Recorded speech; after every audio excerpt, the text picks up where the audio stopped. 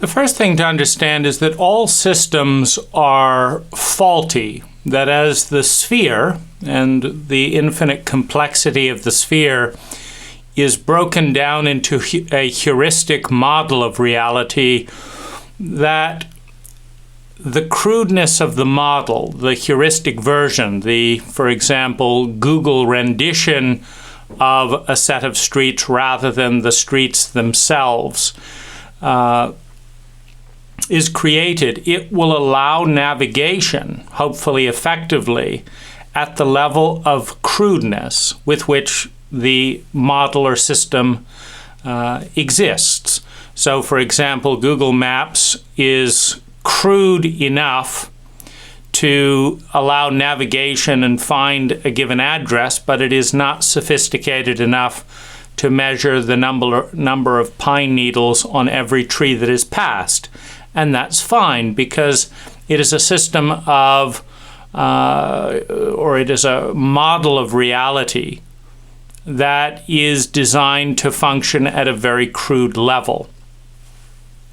Now, as consciousness develops, as reality and human beings evolve, we need more and more sophisticated models of reality to relate to reality with more and more nuance, dimension, and sophistication.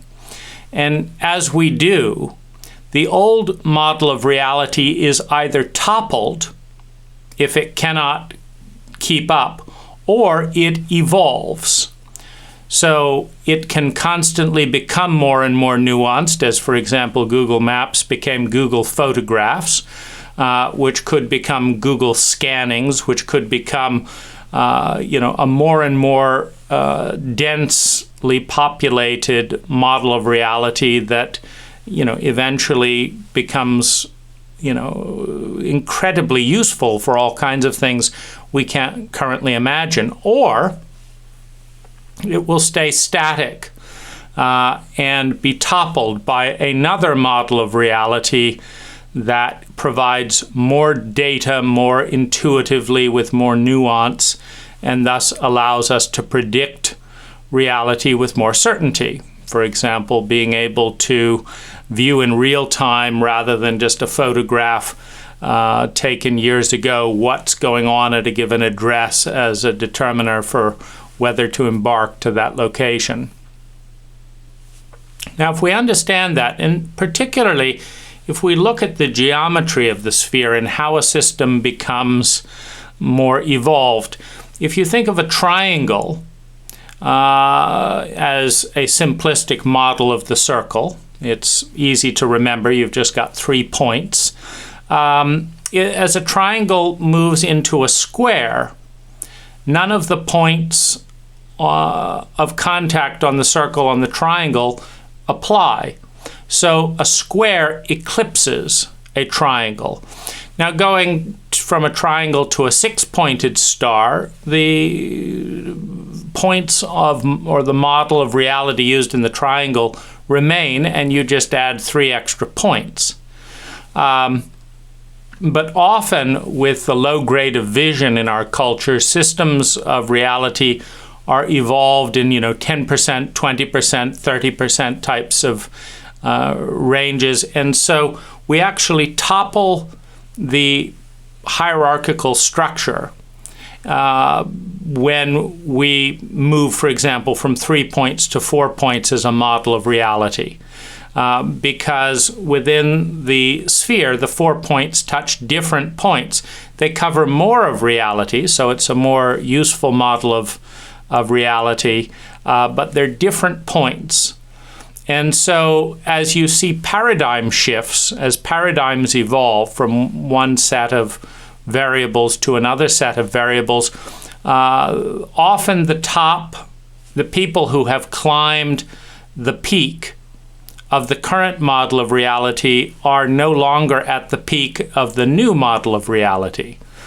And because egos are involved, because human needs, survival, security, etc., because we distribute value in correlation with rank, in correlation with one's point on a pyramidal power structure based on a given model of reality, there's a tremendous resistance from those in power to evolve the system to a level of complexity that would either diffuse their concentrated power to more points on the circle, or would topple them altogether in a model of reality that no longer highlights their particular strength.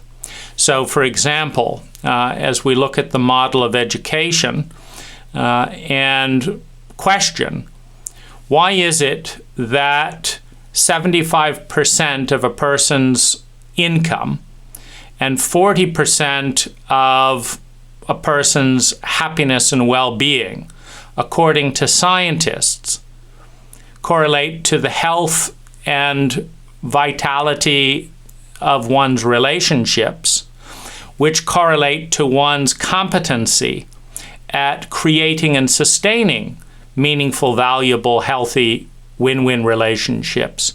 How is it that creating and sustaining win-win relationships, communicating, having good closure, resolving trauma, is not on the education docket at all? It's nowhere to be found as a subject. Not a single hour will you spend in middle school, kindergarten, high school, college, higher education of any kind to improve one's relational competency. And how is it that algebra, which many of us have never used a single day in our lives, and there's nothing to bash algebra, it's just to say that if intelligence is the measure of the efficiency with which energy is transformed into human well-being, and if every hour spent on developing and practicing and embodying a model of competent relational skills produces 10 units of well-being, and every unit spent developing and learning how to relate to algebra leads to 0.1 unit of well-being, or a negative unit of well-being for people who have no mathematical aptitude and are never going to use it a day in their life and are bored shitless trying to plow through this class that they'd rather be anywhere but there. Then, obviously, to be scientific, to be intelligent, the education model needs to change to, if necessary, delete algebra and insert competent relational skills. Now, for that change to occur, the algebra teachers and the algebra professors and the textbook companies that produce algebra textbooks all lose rank, lose income, and lose relevance, as they should in an evolving system.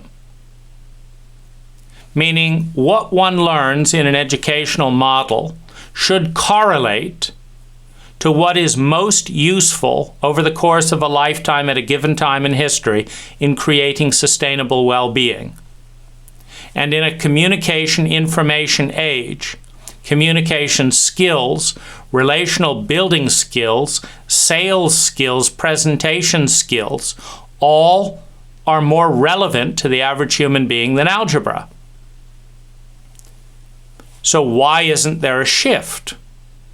Well, the people at the top of a given pyramid of power have to participate in the shift, or there has to be a bottom-up revolution. Well, in a paradigm where the educators know best, there's minimal bottom-up revolution. When the parents gang up on the child and say, it may seem dumb to you, it may be dumb, but you've got to go through it. We're not fighting for you. And the kid is put in detention for asking these obvious questions and picked on by the teachers. And then the students gang up on whoever is picked on by the teachers. And the teachers at the top of the pyramid, the algebra teachers, don't want the shift away from algebra to the new subject, and there's no one representing the new subject because the new subject doesn't exist, so it has no representatives to advocate for it. And so in this system, the people at the top of any system will be the most reluctant to change the system. And yet the system, as time goes by, goes from being a positive to a profound liability as reality evolves and the system stays static. And so one of the questions to look at is, why is it that we are in a reality where just about every single system is faulty? Meaning that any 10-year-old, any person with common sense could look at almost every system and do the math objectively and say this system shouldn't be the way it is. The immigration policy shouldn't be this way. The education policy should be very different. And at multiple levels. So in education, it should be taught differently, in a different format, by different people, learning different subjects, in a different model or paradigm of education. Meaning the paradigm of separating from reality to prepare for reality is faulty. The paradigm of pouring vast amounts of money and energy from the public into education, rather than harnessing our young minds and bodies to produce vast amounts of value, producing relevant forms of energy for their community in a way that generates wealth, and that what's being learned should be measured by how much value is being brought to the community within a given 10-hour period, where the community says, this subject really led to a lot of community value today, and this one led to a lot of value after 3 or 4 months, and this one led to value after 3 years, etc., etc., and that there's a metric of measuring that. One of the things that's going on here is that within a power hierarchy, there are different, the people at the top of a power hierarchy interact with each other people at the top of the power hierarchy. So no system is perfect, and it's usually the people at the top of the system who understand that more than anyone else. Meaning if everyone understood exactly how fucked up the system was at every single level, then there would be a massive revolt, and the system would collapse to give way to a more intelligent system. Now, no one at the top of the power hierarchy, many of whom were chosen by other people at the top of the power hierarchy, want that to occur. Because if it occurs, the whole class at the top of the hierarchy loses rank, and with it, power, money, influence, etc. So there's a collusion in different stratas of the hierarchy to do what's best, usually for the top people in the top of the hierarchy. And to the degree that that happens, which it does, in a way that's beneficial for those at the top at the expense of those at the bottom, the system is corrupt. And it's corrupt because every system depends on the power, the resources, and the blessing and cooperation of those at the bottom. The majority always has the power. Now, the majority gives its power to a minority on a contract of trust. We'll let you lead here on condition that it's in our interest. Now, when that power is granted and a minority then holds a disproportionate degree of influence, they, of course, are the people who see more clearly than anyone else how the system that they're holding is fucked up, their own inadequacies, in other words. But if they put those inadequacies out there, they are quickly replaced by the competitive dynamic where other people want to get to the top and have that position. And so in a bizarre way, there's a disincentive for those at the top within a communication control dynamic to reveal their own inadequacies and act in public interest. Because their competitors jockeying for position may not be as ethical.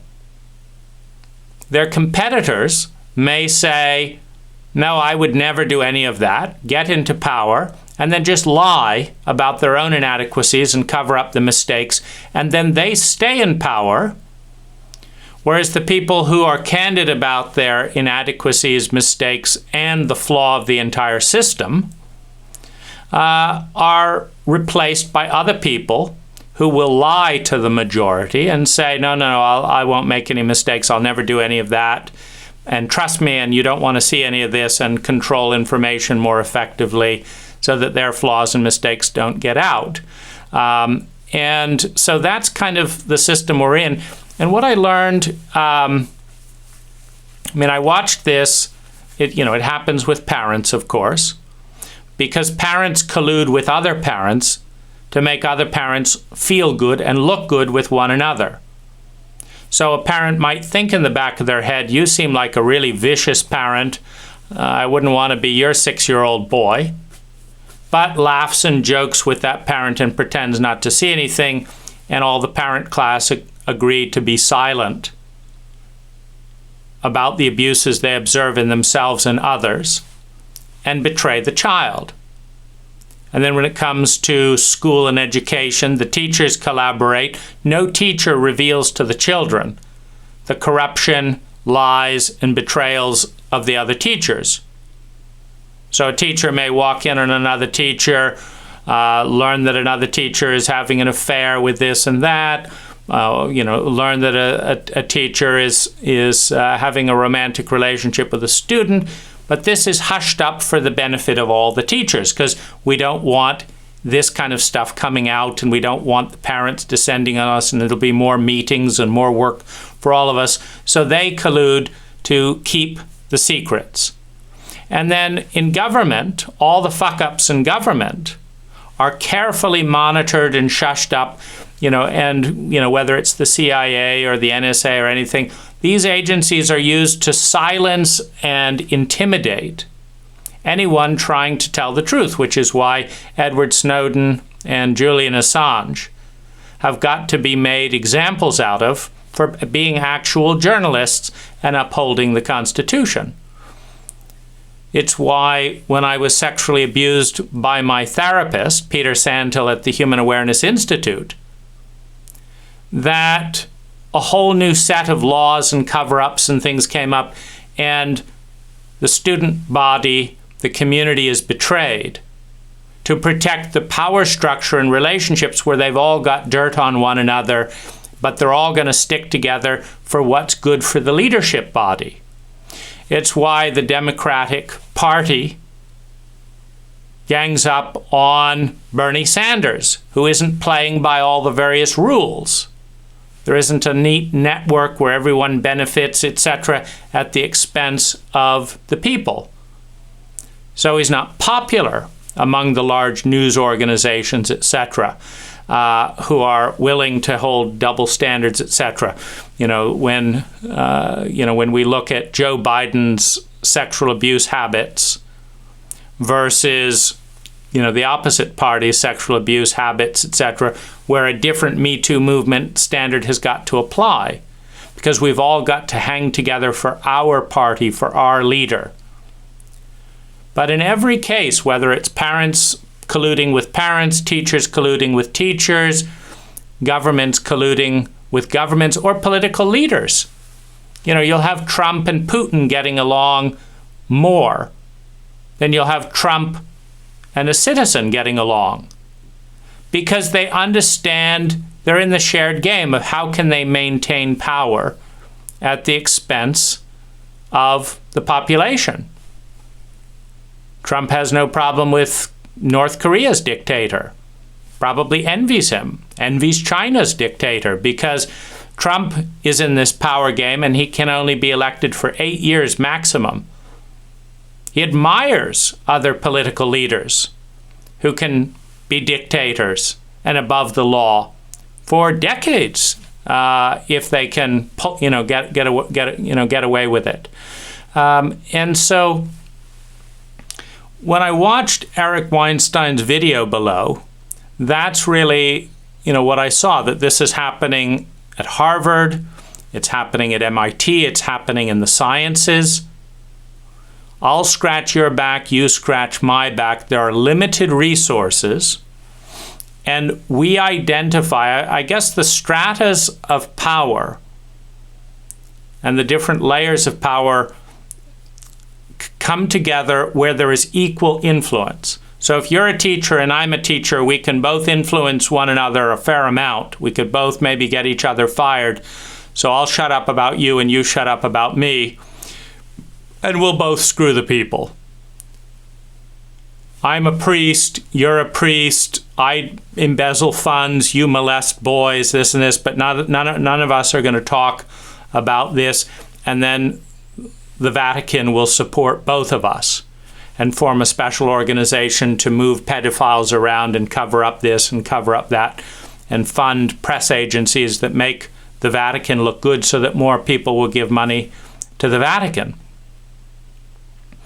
And when we understand this nature, we can start asking the question, what does it take for the people who are supposed to be served by these systems, meaning the church is supposed to be helping people experience a more spiritual and healthy life filled with well-being.